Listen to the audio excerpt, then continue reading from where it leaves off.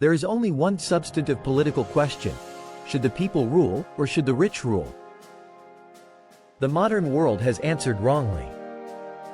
After the fall of Carthage, the Roman elite became fabulously rich, but the ordinary people didn't benefit and mostly lived in slums. Inevitably, the rich and poor began to clash more and more. Also, the poor were in direct competition with slaves. Who took all their jobs? Francis Galassi wrote, "Farming with slaves had a big advantage. It was cheap, especially since Rome's continuous wars ensured that slaves were always in plentiful supply." Let's compare this situation to the modern USA. Why do so many working-class Americans hate immigration from Central and South America? It's because the immigrants serve as functional slaves, massively undercutting the market. It's the working class that suffer, not the rich elites, who of course get enormously richer. This is the exact situation that prevailed in ancient Rome. Poor people being played off against even poorer people by the corrupt, greedy, selfish wealthy elite. Nothing has changed. These elites always operate in the same way. Their tactics have never changed over the millennia.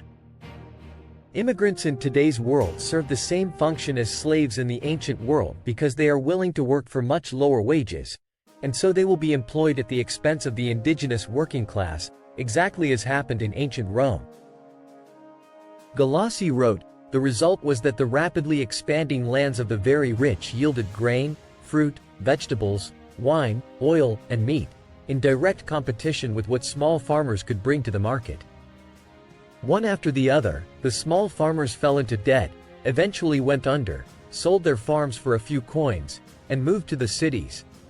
Doesn't this all sound chillingly familiar in today's age of the total dominance of the predatory capitalist elites? Nothing ever changes. These same psychopaths and malignant narcissists pop up in every age. Humanity cannot move on and evolve until this class of people is addressed once and for all. If you take no action against them, these people do what these people always do. It's their nature. You all know the fable of the scorpion and the frog. A scorpion asks a frog to carry him over a river. The frog is afraid of being stung, but the scorpion argues that if it did so, both would sink and the scorpion would drown. The frog then agrees, but midway across the river the scorpion does indeed sting the frog, dooming them both. When asked why, the scorpion points out that this is its nature. You cannot expect malignant narcissists and psychopaths to act differently. Their pathology is their nature. If you allow them the scope to treat others like scum, they will instantly take it. You have to stop them, not indulge them. Galassi wrote, in particular, the former small farmers moved to Rome, where free distributions of grain were organized by the government, run by the same people whose landholdings provided competition to the small farmers.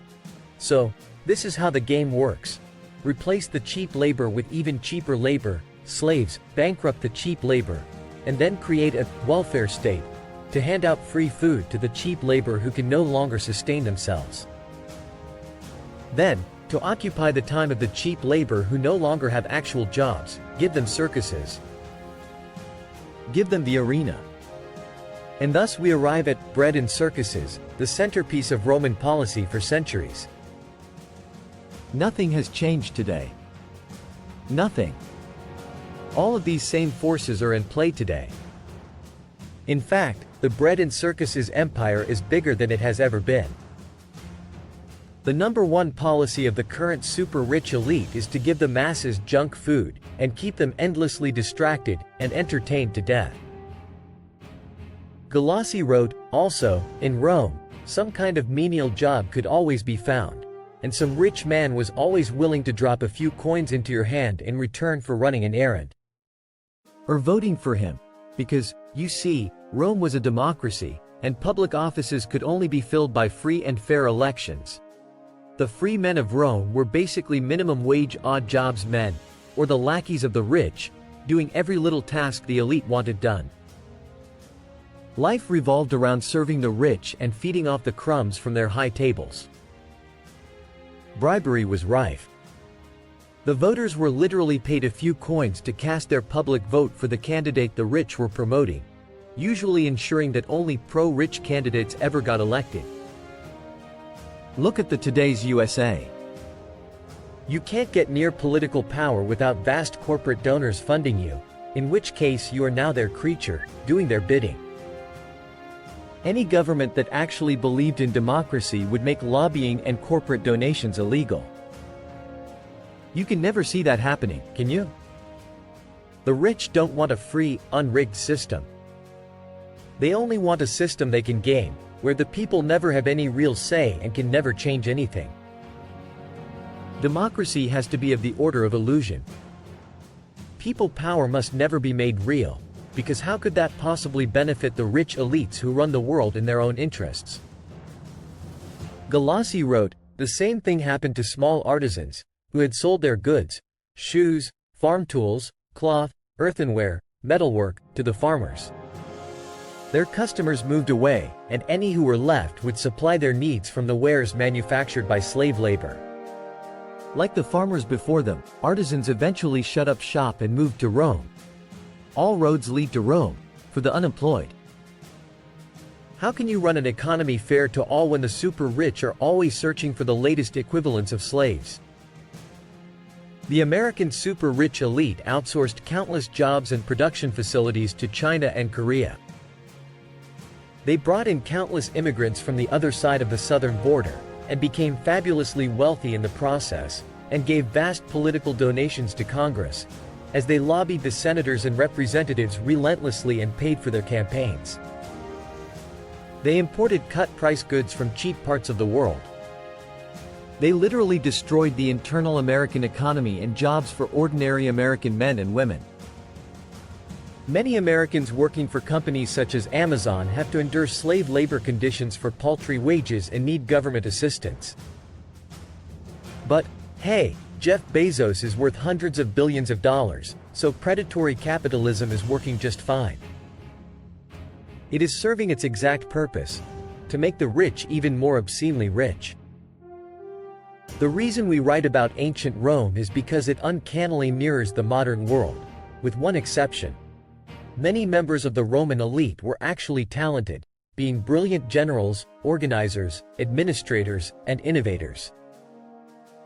Hardly any of the elite today are competent and admirable. They're just staggeringly, mind-bogglingly greedy. They are some of the worst human beings of all time. Does Bezos have even a single virtue? The amount of damage he has inflicted on the ordinary people is unprecedented.